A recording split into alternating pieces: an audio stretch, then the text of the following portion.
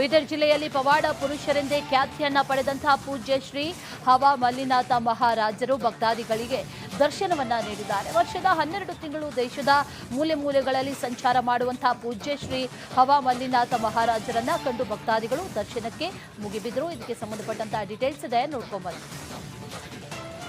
ದಸರಾ ಹಬ್ಬ ನಿಮಿತ್ತವಾಗಿ ಪೂಜ್ಯ ಶ್ರೀ ಹವಾ ಮಲ್ಲಿನಾಥ್ ಮಹಾರಾಜರು ಬೀದರ್ ನಗರದಲ್ಲಿಂದು ಭಕ್ತಾದಿಗಳಿಗೆ ದರ್ಶನ ಕೊಡ್ತಾ ಇದ್ದಾರೆ. ಬೀದರ್ ನಗರದ ಸಾಯಿ ಸ್ಕೂಲ್ ಗ್ರೌಂಡ್ ಹತ್ರ ನೋಡ್ಬೋದು ನೀವು. ಈಗಾಗಲೇ ಸಾಕಷ್ಟು ಜನ ಭಕ್ತಾದಿಗಳು ಸರ್ತಿ ಸಾಲಲ್ಲಿ ನಿಂತು ಏನದಂದ್ರೆ ದರ್ಶನ ತಗೋತಾ ಇದ್ದಾರೆ, ಪ್ರಸಾದ ತಗೋತಾ ಇದ್ದಾರೆ ಅಂತ ಹೇಳ್ಬೋದು.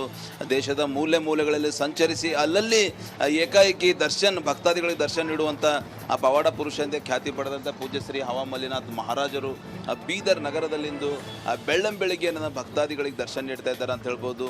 ವಿಶೇಷವಾಗಿ ದಸರಾ ಹಬ್ಬ ಮುಗಿತು, ಆ ಒಂದು ಹಿನ್ನೆಲೆಯಲ್ಲಿ ಬೀದರಕ್ಕೆ ಆಗಮಿಸಿದ ಪೂಜ್ಯರು ಭಕ್ತಾದಿಗಳಿಗೆ ದರ್ಶನ ನೀಡ್ತಾ ಇದ್ದಾರೆ. ದರ್ಶನ ನೀಡುವ ಮೂಲಕ ಪ್ರಸಾದ ರೂಪದಲ್ಲಿ ಬ್ರೆಡ್ ಇರ್ಬೋದು, ಈ ರೀತಿಯನ್ನು ಭಕ್ತಾದಿಗಳಿಗೆ ವಿತರಿಸುತ್ತಾ ಇದ್ದಾರೆ ಅಂತ ಹೇಳ್ಬೋದು. ನೋಡ್ಬೋದು ನೀವು, ಸಾಕಷ್ಟು ಜನ ಭಕ್ತರು ಬೆಳ್ಳಂಬೆಳಿಗ್ಗೆ ಏನಂದ್ರೆ ದರ್ಶನ ತಗೊಳಕ್ಕೆ ಮುಗಿಬಿದ್ದಾರೆ ಅಂತ ಹೇಳ್ಬೋದು.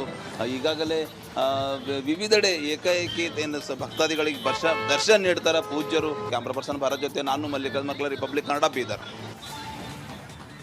ಜಲ ಸಂರಕ್ಷಣೆ ಕಾಮಗಾರಿ